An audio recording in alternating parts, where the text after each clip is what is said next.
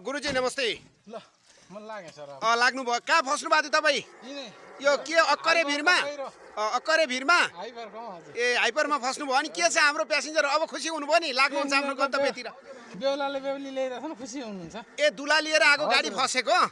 ए हे के छ त होइन होइन यतिको हुनुपर्छ रमाइलो हो यो किनभने हिलो नखेलेसम्म विवाह अलि शुद्ध नभएको हो कि भनेर। अब राम्रो हुन्छ ल शुभ यात्रा सबैलाई। ल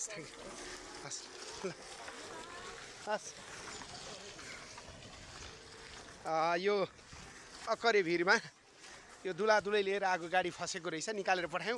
फेरि अर्को गाडी चाहिँ राति 12 बजेदेखि फसेको भन्ने कुरा छ। उसलाई पनि हामी निकाल्न एकदम तयारी भएका छौँ। सबै लागेका छन् हाम्रो भाइहरू र मध्य प्रदेश 0300168781 नम्बरको गाडी चाहिँ है हामी निकाल्दैछौँ।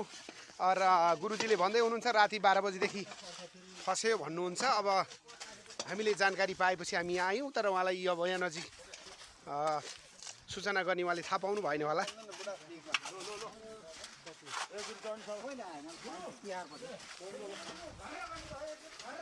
के छ के भयो झोक्लिनु भएको छ नि? जाडो भयो? कति बजेदेखि हो तपाईँहरू यहाँ फसेको? भयो 4-5 घन्टा। 5 घन्टा भयो? अनि नेपालको यात्रा कस्तो छ त?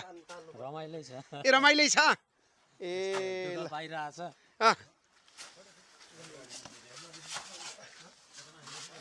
गुरुजी यता हेरिदिनुहोस् त तपाईँले। तपाईँको नाम भन्नुहोस्। दिपेन्द्र विक। ए दिपेन्द्र विक। अनि कहाँदेखि कहाँ जाँदै हुनुहुन्थ्यो? म नारायण घाटबाट दिक्तेल। ए नारायण घाटबाट दिक्तेल। अनि कति बजे तपाईँ यहाँ होल्ड हुनुभयो फस्यो गाडी? हो म यहाँ 3 बजे। ए 3 बजेतिर? 3 पनि बजेको थिएन। ए भनेपछि 2-3 बजे तपाईँ यहाँ चाहिँ। अनि यहाँ नजिक प्रहरी छ, सशस्त्र छ, अन्य सुरक्षा निकायहरूले सपोर्ट गर्छन् भन्ने तपाईँलाई कुनै जानकारी भएन?